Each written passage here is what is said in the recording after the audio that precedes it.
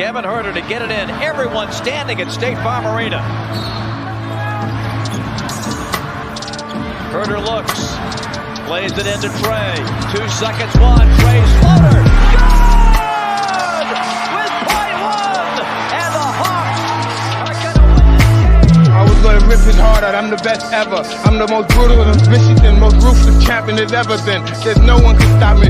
Lynx is a conqueror. No, I'm Alexander. He's no Alexander. I'm the best ever. There's never been anybody as ruthless. I'm Sonny Liston. I'm Jack Dempsey. There's no one like me. I'm from Nairclaw. There's no one that can match me.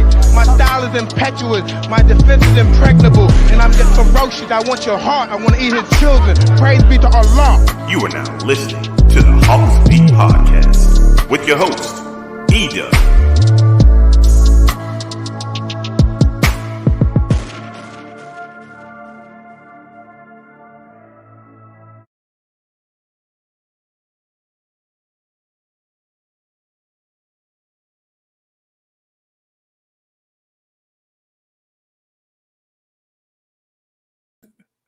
What is up? What is up? What is up? Welcome to another edition of the Hawksbeat Podcast, episode 67 of season 7. That's right. We have done 67 of these podcasts. Tonight, in honor of the playoffs, we decided to go live. And yeah, man. So thank you guys for checking us out wherever you may be. If you're catching it live, what up? If you're catching it on the replay, what up? We are available on all of the streaming platforms, Spotify, Apple Podcast, and Stitcher, iHeartRadio. You name it, you can catch the Hawksbeat Podcast. But a thriller tonight in Madison Square Garden. Hawks get the victory, take a 1-0 lead. 107-105 in the series with the New York Knicks, a series in which people thought that this was probably one of the most balanced series out there. And what a game, man. What a game. I see folks entering the chat already. Shout out to my guy, Michael Green, ATL. Yeah, he giving the little chili emojis. Yeah, we appreciate the love. MG, we appreciate the love. But yeah, man, we decided to just come on live and do the podcast like we normally do. So if you're a normal listener to the podcast, the format's not going to change. Not going to change anything. We're just going to do it live and just kind of interact a little bit. Before we get started, I got to let you guys know our podcast is brought to you by Manscaped, manscaped.com. Go buy Manscaped. Listen, get yourself some grooming materials. All right. They got a whole bunch of stuff over there. They got lotions and boxer briefs. They have a lot of stuff going over there. Go over to Manscaped, put in our promo code Hawksbeat. You get 20% off and you get free shipping. Shout out to our guys over at Manscaped. So definitely want to remember them as well. Also, go by our website, thehawksbeat.com. Check out our sponsors and make sure you show them some love too. So 107-105, Hawks get the victory over the New York Knicks.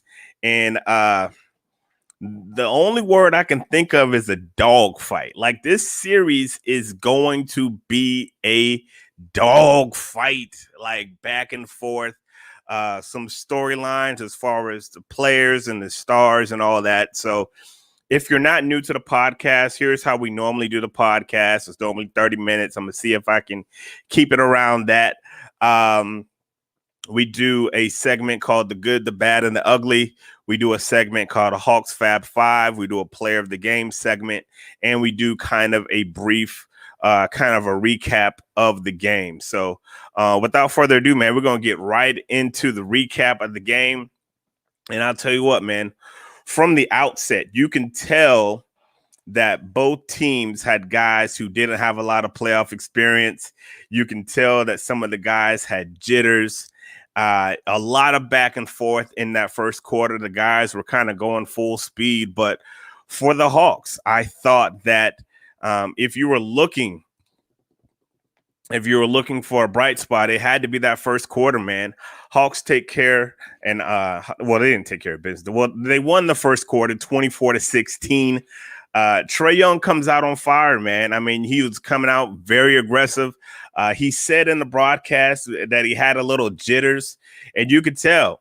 And and I'll tell you something that's crazy, and this will come up a little bit.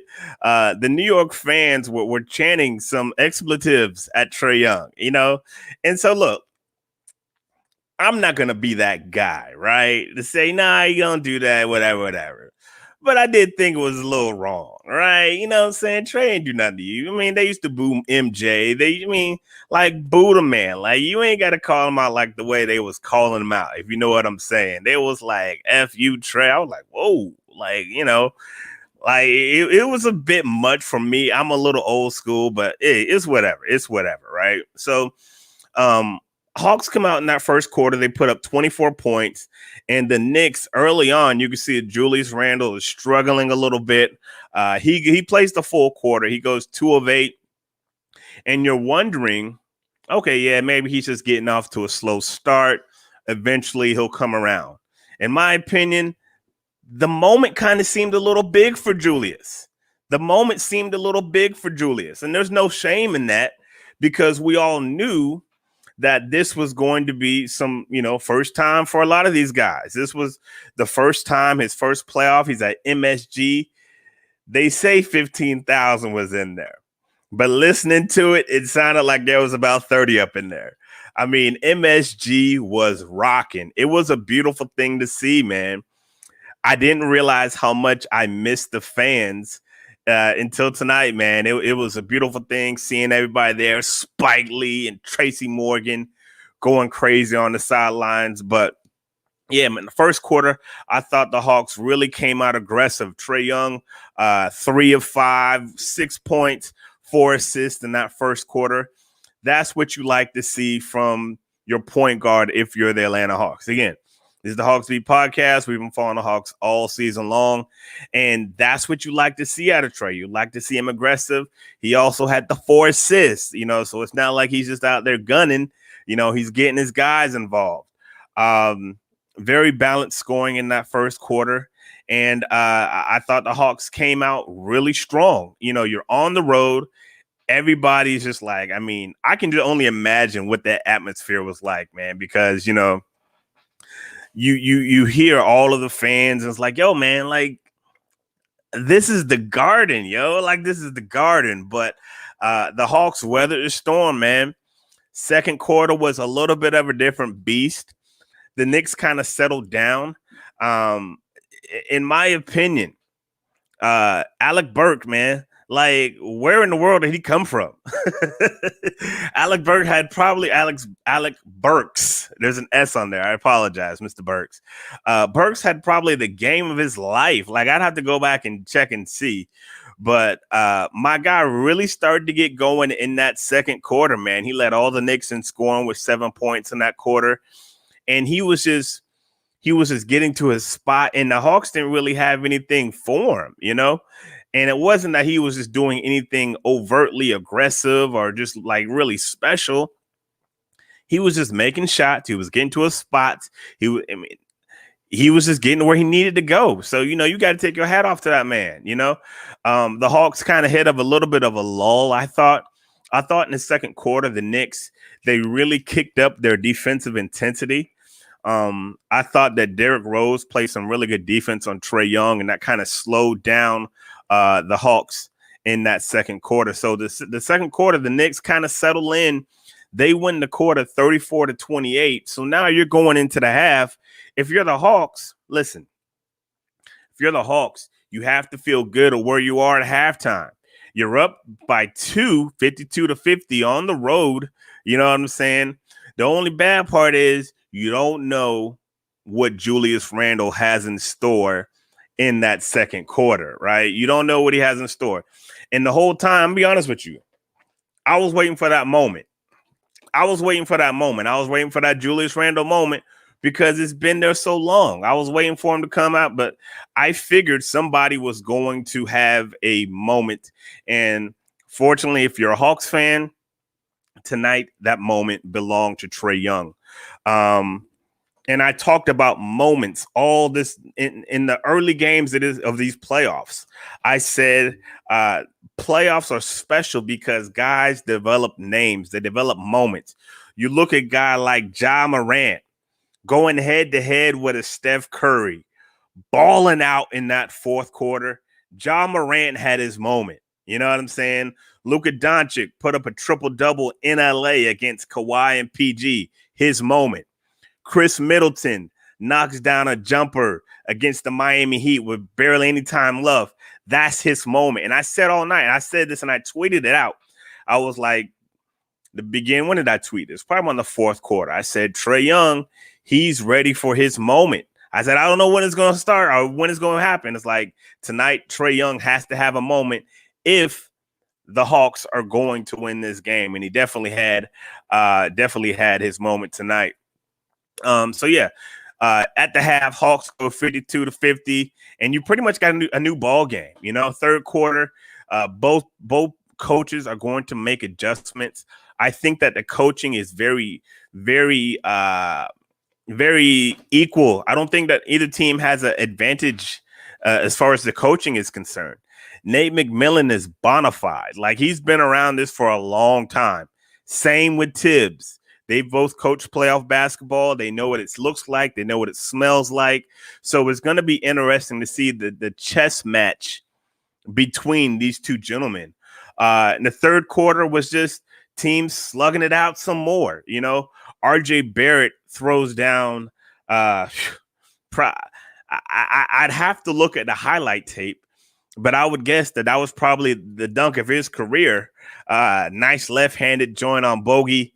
And it was just nasty. Like, they replayed it like several times. And yeah, man, he got the dunk. But I'm going to tell you this. You got to give a credit to Bogdanovich, because after the timeout, he came up and hit a three like top of the key. Like, that's what you got to do, right? Dude dunks on you. You got to come back and listen. You got to come back and hit a three. But at the very least, you got to take a three, right? Like, if you ain't going to dunk on my guy, like if you're not a dunker, you got to redeem yourself and you got to chuck up a three. I would have done the same thing. I probably would have missed the three. I'm chucking it up. I'm chucking up the three. So, yeah, man, shout out to Bogey for coming back. Shout out for RJ for that great dunk, man. But RJ kind of gets going a little bit in that third quarter. RJ has 9 points in that third quarter. Trae Young plays 11 minutes in that quarter.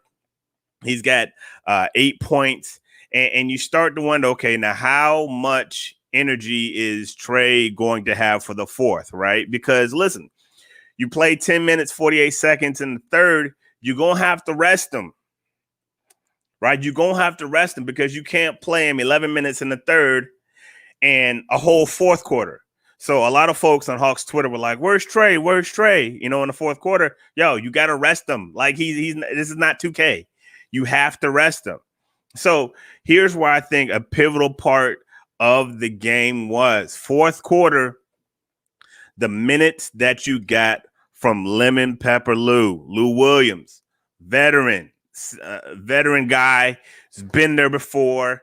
He's here to get buckets. He's here to run that second team, and that's what he did. Like, that's what he did. When you look at the games that a lot of the Hawks have lost, especially early on, it was because they needed to rest Trae because, listen, he's not a machine. I don't care what you guys say, like, oh, we got to put Trae in. Folks are getting mad. Like, yo, you got to rest him. Like, if you want him to close, you got to rest him. You can't play a full third quarter and a full 12 quarter. This isn't simulation mode on 2K. So Lou Will comes in with that second unit, gives him 5 good minutes, right? Gives him 5 good minutes, goes 3 of 5 shooting the ball, hands out 2 assists. Gallo knocks down a 3. And I really thought for the Hawks, that second unit, even Bogey comes in a little bit before Trae knocks down some killer shots. And I thought that moment right there, you held serve until you were able to get your star back. now it's time for your starter close. Like, now it's time for your starter close. Trae comes in about the 7-minute mark, and I thought that the Knicks did a terrible job of keeping him outside of the paint. They were running that high pick and roll all game, and Trae was just doing what he wanted to do. He was just getting the floater. He was getting the alley-oops. Like, he was doing what he wanted to do. And shout out to my guy in the chat. I got to check the stat. He said Trae scored or assisted on 21 points in the fourth quarter. Yeah, thanks for the shout out. I believe that because of those 21 points, he daggone scored 8. He scored 13 of them. He scored 13 of them, assisted on 3 other shots. So, yeah, I can see that around 21 points. But the Knicks really lost control of Trae Young in that fourth quarter. And I thought that was the difference in the game. Because you allowed that team that's on the road that hasn't been there, you allowed them to get confidence. They got confidence, and Trae already plays with a chip on his shoulder. You know, he's starting the game, the crowd's chanting F you. You know he's going to be ready to go. Like, that's how he's built. Like, you know he's going to be ready to go. And so, like, a lot of Hawks fans were like going crazy. And I tell you, like, and I tell people all the time, like, I'm not necessarily a Hawks fan. I cover the Hawks and I pull for the Hawks to win, but I don't fan them like I'm a Hawks fan, right? Like, so I'm a Bucks fan, right? So, like, that's my team. The Hawks aren't necessarily my team. So I look at things a little bit more objectively than the Knicks, right? And I was like, Trae's going to have that moment. And in the fourth quarter, he was having that moment. Pick and roll after pick and roll. Now he starts doing the thing where he draws the fouls, right? He starts getting to the foul line. And I think there's two possessions where he got fouled on a 3. He got fouled on a mid-range, whatever. Now New York's in the bonus. Little things like that. Nate McMillan has talked all season about Trae managing the game, right? He's talked about him managing the game. I thought he did an excellent job managing the game tonight. And you just have to adjust, right? Like, the Knicks are going to have to adjust. Do you keep D Rose out there and have him chase around Trae Young? You know, do you play Peyton a little bit more? Shout out to my guy, DeJuan Goodwin had a question, said, do you think D Rose will be able to maintain this workload all series? That's a great question. I thought that when D Rose came in, Trae Young had to adjust, right? Because he's such a better defender, I think, than the Peyton. There's so many more. He presents a different dynamic than Elfrid Payton, right? So tonight, Derrick Rose, he played in totality. Let me see what how many minutes he played. Derrick Rose, and Derrick Rose a little long in the tooth, right? Derrick Rose played 37 minutes.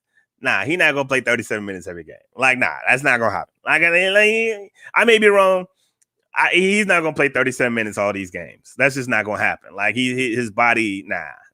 And I like D Rose. Like, I pull for D Rose, man. I like that guy. But nah, he's not gonna play no 37 minutes. Now, he's not gonna put out workload. So here's the thing: do you trust Elfrid Payton to play those increased minutes? Right?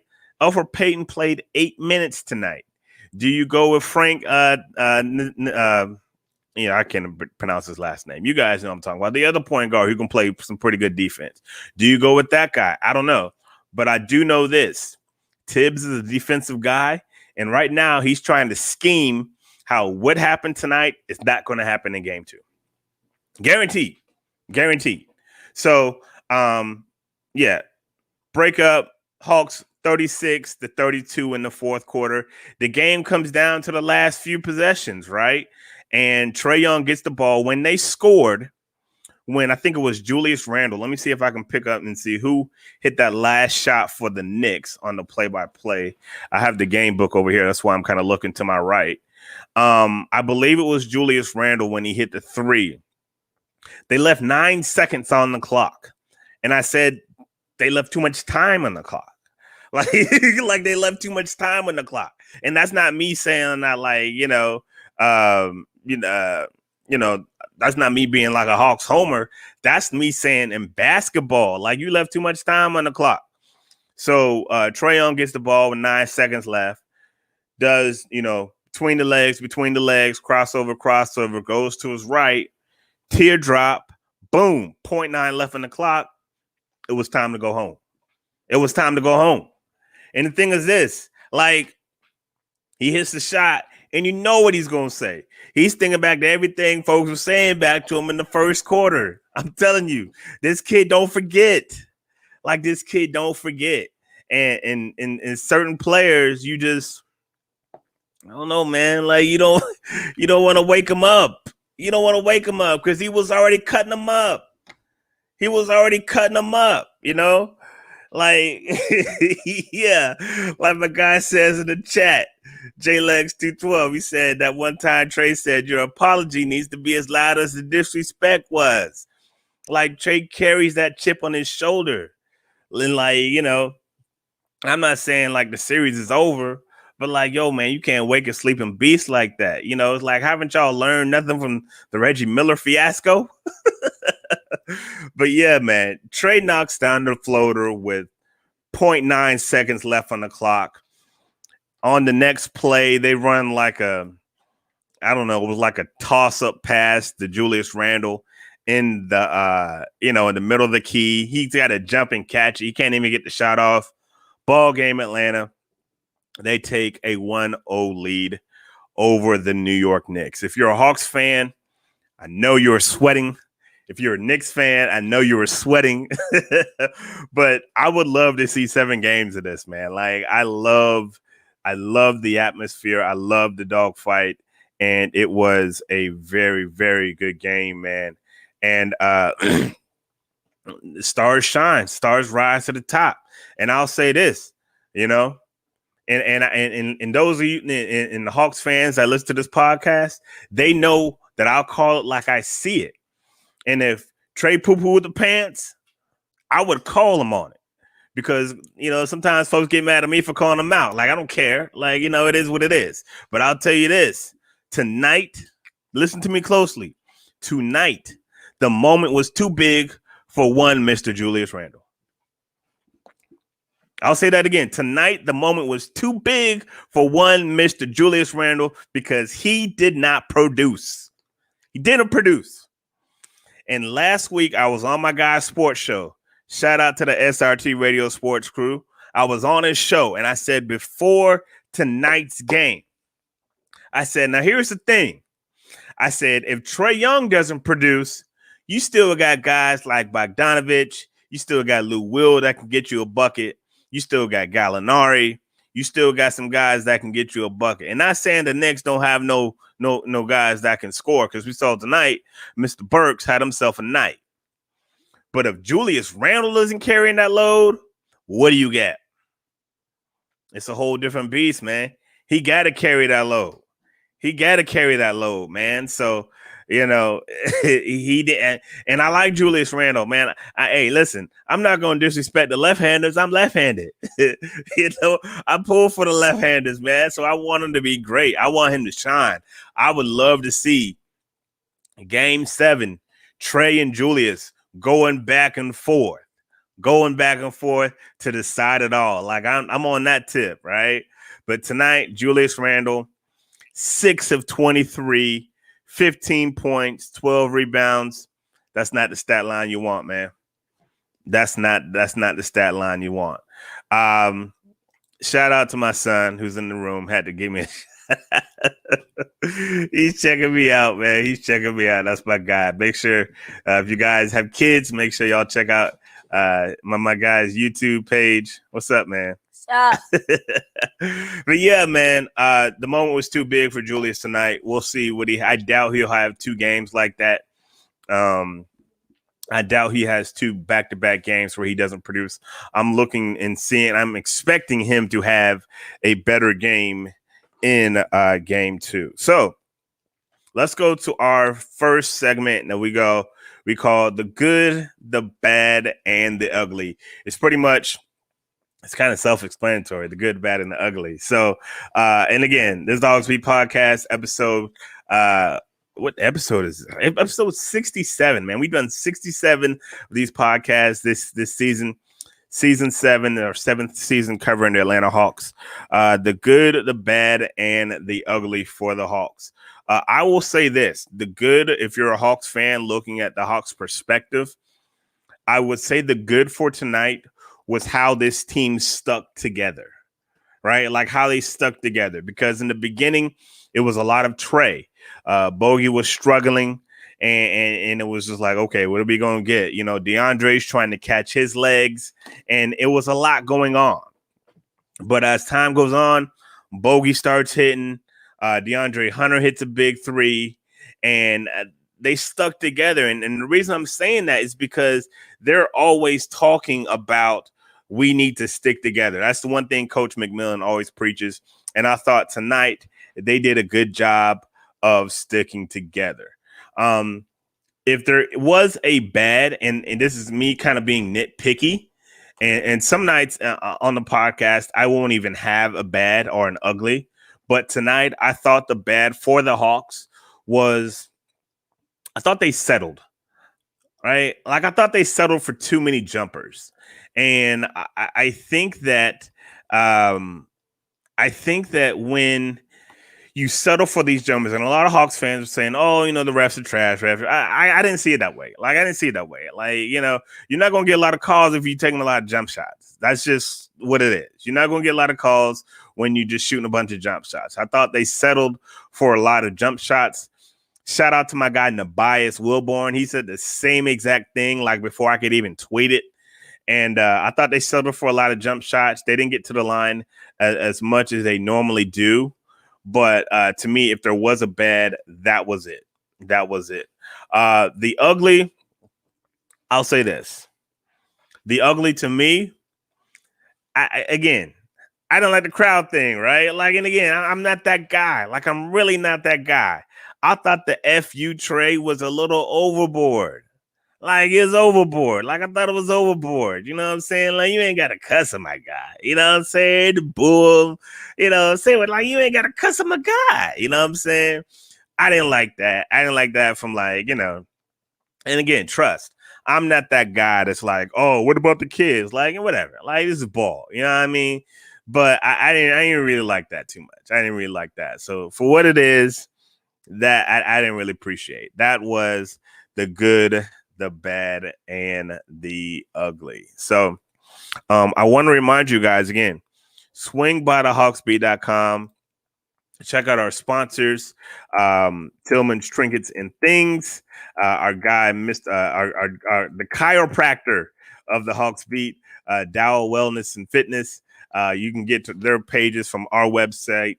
Just check out the Hawksbeat.com. And of course, don't forget to grab you some Manscaped and get you your 20% off and your free shipping. Shout out to Manscaped, good friends of the show, and always supporting us. We appreciate all of them. Next up is the Fab Five and our player of the game. So if you're new to the podcast, one of the things that I do is we do a Hawks Fab Five, and it's which we take a look at the Hawks and see how they played.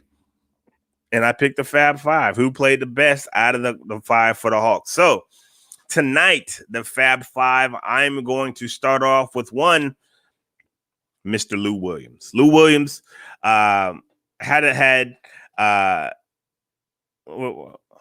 a second. Okay, I thought I had the wrong box score pulled up. Yeah, Lou Will, man, went for 13 points tonight. And again, I thought Lou Will was extremely valuable in that fourth quarter while Trae was getting a rest. I thought that Lou Will, he came, and that's why you brought him here. Like, that's why you brought him here. He was aggressive. He was getting them buckets. And I think towards the end of the season, he had a moment with Coach McMillan. And Coach McMillan was like, look, need you to score more. I need you to score more, man. And that's kind of what he did tonight, you know. So 13 points off the bench for Lou Will. He makes it in tonight's Fab Five. Second player in the Fab Five, I'm going to go with Bogey. Bogdanovich finished with 18 points, 7 of 15 shooting, 4 of 9 from 3. Listen, Bogey made some killer shots, like that one in the corner where Trae almost lost the ball, and he gets it. It's like he fumbled. It's like he fumbled the ball. He gets the ball in the corner and just knocks it down. Like, Bogey is an assassin. Like, he's an assassin. Like, I wish that you guys that don't like follow the Hawks, this man has been on a tear for the last like 2 months of the season. Like that's what he does. Like, he made that shot, and I wasn't even like, oh, I was like, yeah, that's how he been shooting. Like, for real, like, they better cover him. Like he been shooting like that, like, all month. Check the stats. I don't have him on me. Check his stats for May. Check his stats for April. He been hitting like that. So, like, you know, it took him a while to get going, but you know, he got going. Bogey was special, man. He was special tonight. But again, I follow the Hawks. I cover every single game. He been shooting like that. Like, he been shooting like that. So they better get somebody on him. But Bogey, 18 points tonight, 4 of 9 from 3, and they're gonna have to get on him. The third guy, I got John Collins. I thought that John Collins played a better first half than he did the second half. I thought he was good on both sides of the ball. Had a block shot that was had 2 block shots, 12.7 boards. I thought that he was very efficient. 5 of 9 shots. If I'm a Hawks fan, I would like to see him get some more touches. But sometimes in the offense, especially in an up and down game, he's just going to have to get what he can get, you know? I know John wants to put on a listen. I know John wants to put on a good showing because John out here trying to get this money. John out here trying to get this money, and I'm not mad at him for trying to get that money. So John is trying to play the most efficient basketball he can play. You know, 5 of 9 tonight, shoots a great percentage. And thank you, son. 5 of 9 tonight, 2 for 4 from 3, 12.7 rebounds. I thought he was really good down low. So John Collins makes it into the Fab Five. I'm going to go with the other big guy as well, Clint Capella. Didn't really do as much like offensively. He's, you know, but they don't really ask him to do a lot offensively. What Clint needs to do is grab boards, and that's what he did. 13 of them, you know. And if we keeping it a buck, that's kind of a little bit low what he used to. You know, we used to Clint grabbing 15, 17 boards. 9 points, 13 boards tonight, 2 block shots. I thought he was pretty decent defensively. In that third quarter, it got a little dicey. I thought that they were kind of taking it to him a little bit, but, you know, I thought he was okay. I didn't think he was special. Like, I just thought he was okay, but he was good enough to be in the top 5. And of course, the last person in the top 5 is one Mr. Trae Young. 32 points, 10 assists, 2 turnovers. Like, and here's the thing, like, I bang Trae. I mean, and sometimes I get into into trouble with a lot of Hawks fans, like, oh, you know, you too hard on Trae, whatever. But like, I just call it like I see it. 10 assists, 2 turnovers. Like, that is brilliant. Like, that is managing the game. Ever since Nate McMillan came on, Trae has taken his game to a whole nother level. You're seeing a maturity about Trae. You're not seeing a lot of those deep threes anymore. Like, you still seeing them, but you're not seeing them as much as you did in times past. He's doing a much better job of picking his spots. Tonight, 32 points, 10 assists, 11 to 23. He only took 3 threes. He only took 3 of them and knocked down 1 of them. Did an excellent job of managing the ball, and they couldn't do nothing with him. Like, they couldn't do nothing with him. And but here's the thing. Here's the chess match, though. Knowing the type of coach that Tibbs is, shout out to my son for bringing me some water. Knowing the type of coach that Tibbs is, they're going to have something for him in that second game. I don't know if they're going to be doubling him, make him getting off the ball, whatever the case may be, but he's going to have to adjust because they're not going to let him get them 32 points in the paint like he did tonight. You can best believe that's not going to happen. So, just to recap, Hawks Fab 5 tonight. I got Trae Young, I got Lou Will, John Collins, and Clint Capella. That is my 5 for tonight. That is the Fab 5. Shout out to DeAndre Hunter. I thought he had a decent game. He's still working his way back from an injury. Hit a big 3 in that fourth quarter. And I thought he was better defensively than he was offensively. But, you got to shout out DeAndre, still working his way back from an injury. So, we'll see. Player of the game is, look, normally I asked a lot of the Hawks fans that follow me, who was your player of the game? But there was really no reason to even do that tonight. And I read off the tweets, what you guys thought of the player of the game and stuff. But there's no reason for me to do that tonight. It's obviously Trae Young with the game-winning shot. And listen, again, the playoffs are about having a moment. Tonight was Trae's moment. Listen, tomorrow, the next game, he may go 3 for 35. I don't know. But for tonight was Trae Young's moment. Just like the other night was Ja Morant's moment, Luka Doncic, Chris Middleton, those guys have moments. Tonight was Trae Young's moment.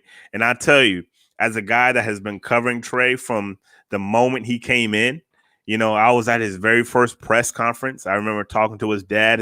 His dad is really opinionated. He's had to kind of cool down a little bit, but his dad's a good dude, man. Like, his dad's a good dude. He came on my radio show a couple times. Back when we used to go to games in person, I used to always talk to him after the game, and I know his dad is super duper proud of him, and it was just nice to see him have that success tonight. And yeah, man, it was good to see the young guys succeed tonight. Let's go to the chat real quick. And from YouTube, Mr. Crossify said, I've noticed that Trae looks to get his teammates involved in the first half, then looks for his shot in the second half. Yeah, it kind of depends on the matchup. It depends on how they're playing him. I thought tonight, especially in that first quarter, he was really aggressive offensively.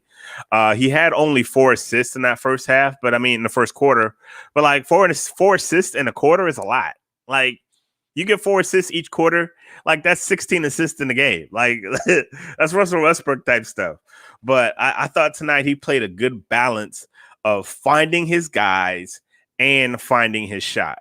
Like the pass that, and I think that this was either third quarter or fourth quarter, he made one wraparound pass to Bogey in the corner. It was brilliant, like right in the shooting pocket. Bogey hits it in the corner, nails it for 3. And again, man, listen, Knicks fans, I'm telling you, y'all know about Trae, but Bogey is the guy that you gonna have to get. I'm dumb, like I'm putting you on game. Like, Trae's gonna get his, but Bogey is the guy that can break your back. Like, I listened to a lot of Knicks podcasts this past week, and a lot of Knicks shows. No one's really talking about Bogey. Bogey is the guy that'll break your back. He's an assassin. Like, it is what it is. Shout out to my guy D Thompson checking us out on Facebook. Said the Bogey was a sniper tonight. Yes, he was a sniper. And yeah, man, we'll see.